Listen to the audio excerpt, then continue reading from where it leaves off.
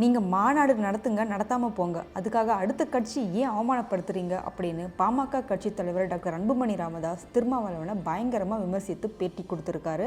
அதை பற்றி தான் இந்த வீடியோவில் பார்க்க போகிறோம்.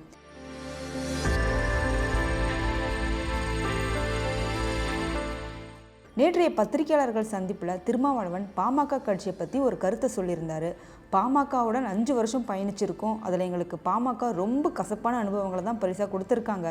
தேவையில்லாமல் எங்கள் மேலே அவதூறு பரப்பி அவமானப்படுத்திட்டாங்க. அதனால் இந்த மாநாட்டில் நாங்கள் அவங்கள கூப்பிட மாட்டோம்னு சொல்லியிருந்தாரு. உடனே இதுக்கு பதிலடி கொடுக்கணும்னு நினச்ச அன்புமணி ராமதாஸ் இன்று பத்திரிகையாளர்கள் சந்திப்பில் விசிக கட்சியையும் திருமாவளவனையும் பயங்கரமாக விமர்சித்து பேசியிருக்காரு. நாங்கள் ஒன்றும் உங்களை மாதிரி கிடையாது, நாங்கள் மக்களுக்கு எவ்வளோ நல்லது பண்ணியிருக்கோம் தெரியுமா? பட்டியலின மக்களுக்கு, அருந்ததியினர், சிறுபான்மையின மக்களுக்கு, எம்பிசி கேட்டகரியில் இருக்கிற 15 சமுதாயத்துக்கு இடஒதுக்கீடு வாங்கி கொடுத்துருக்கோம்.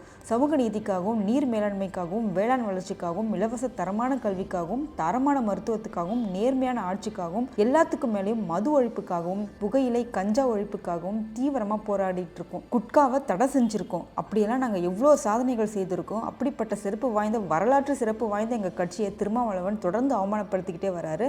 இதை அவர் தவிர்க்கணும். எங்களாலையும் பேச முடியும், அவங்க கட்சியை பற்றி தரைகுறைவா எங்களாலையும் அதிகமாக பேச முடியும். ஆனால் நாங்கள் பேச மாட்டோம். இதோட நீங்கள் நிறுத்திக்கிட்டா நல்லது. நீங்கள் மாநாடு நடத்துறீங்க, சரி நடத்திட்டு போங்களேன், அதுக்காக எங்களையும் கேவலப்படுத்துறீங்க. மது ஒழிப்பு எல்லா கட்சியும் வலியுறுத்துற ஒரு விஷயம்தான். இந்த மாநாட்டை யார் நடத்தினாலும் நாங்கள் ஆதரிப்போம். அந்த வகையில் திருமாவளவனையும் நாங்கள் ஆதரிப்போம். எங்களை கூப்பிடுறாரு கூப்பிடல, இதெல்லாம் ஒரு விஷயமே கிடையாது.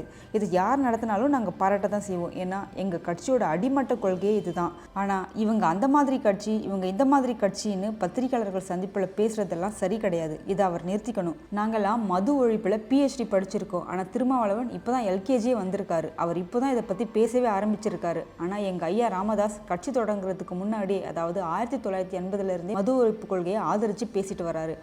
எங்கள் ஐயாவால் தான் இப்போ மதுவை பற்றி பேசாத கட்சிகள் எல்லாம் மது ஒழிப்பை பற்றி பேசுகிறாங்க. நான் விசிகாவையும் சேர்த்து தான் சொல்கிறேன். ஆயிரக்கணக்கான போராட்டங்கள், மாநாடுகள், ஆர்ப்பாட்டங்கள், வழக்குகள், நீதிமன்றங்கள், சட்டமன்றங்கள்னு நாங்கள் பார்க்காத இடமே கிடையாது. இந்த போராட்டத்துக்காக 100 இல்லை, ஆயிரக்கணக்கான போராட்டங்களும் நாங்கள் கடந்து வந்திருக்கோம். தமிழ்நாட்டில் மட்டும் கிட்டத்தட்ட 3321 மதுக்கடைகள், இந்திய அளவில் 90,000 மதுக்கடைகளை நாங்கள் மூடியிருக்கோம். டாஸ்மாக் கடைக்கான வேலை நேரத்தை நாங்கள் குறைச்சிருக்கோம். எத்தனையோ சாராய கடைகளை நாங்கள் அடித்து உடைச்சிருக்கோம். இன்றைக்கி தமிழ்நாட்டில் நீங்கள் யாரை வேணாலும் கேளுங்க, மது ஒழிப்புனா அது பாட்டாளி மக்கள் கட்சி தான்.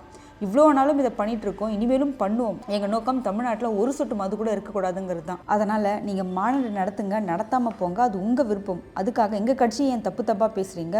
உண்மையிலே உங்களுக்கு இந்த மாநாடு வெற்றி பெறணுங்கிற அக்கறை இருந்தால் நேராக கனிமொழி எம்பியை போய் கூப்பிடுங்க. அவங்க ஆட்சியில் தானே இருக்காங்க, அதிகாரத்தில் தானே இருக்காங்க. மது ஒழிப்பை பற்றி அடிக்கடி பேசுகிறாங்களே, அவங்கள கூப்பிட்டு வந்து பேச வைங்க. அவங்க அண்ணன் முதல்வர் ஸ்டாலின் கிட்ட சொல்லி மது ஒழிப்பை வலியுறுத்த சொல்லுங்கள். அதை விட்டுட்டு இவங்களை கூப்பிடுறோம், அவங்கள கூப்பிடுறோன்னு ஏன் விளம்பரப்படுத்துறீங்க? இது விளம்பரப்படுத்துகிற பிரச்சனை கிடையாது, இது ரொம்ப சீரியஸான பிரச்சனை. உண்மையிலே திருமாவளவனுக்கு மது ஒழிக்கணுங்கிற எண்ணம் இருந்திருந்தால் நேராக அவர் எங்ககிட்ட தான் வந்திருக்கணும். ஏன்னா தமிழ்நாட்டில் வன்னியர்கள், பட்டியலின மக்கள் தான் அதிகமாக குடிக்கிறாங்க. இந்த 2 சமுதாயமும் தான் மதுவுக்கு அடிமையாகி முன்னேறாமலே இருக்குது. அப்படி இருக்கும்போது நீங்கள் எங்ககிட்ட தானே வந்து இதை பற்றி ஆலோசித்திருக்கணும்.